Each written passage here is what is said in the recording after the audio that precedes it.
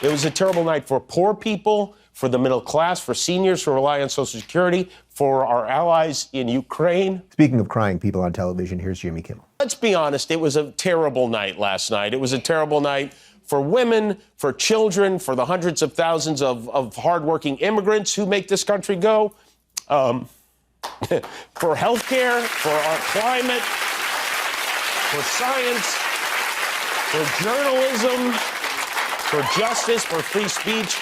It was a terrible night for poor people, for the middle class, for seniors who rely on Social Security, for our allies in Ukraine, for NATO, for the truth and democracy and decency.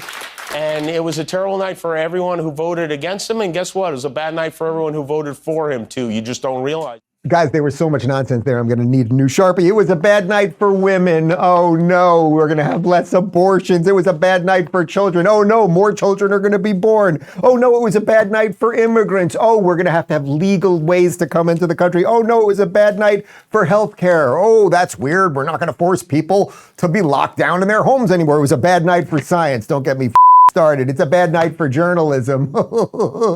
It's a bad night for free speech. Yes, you people who have been stifling all of our free speech. It's a bad night for our allies. Yeah, ask Israel about that. It's a bad night for NATO. Who gives a flying about NATO?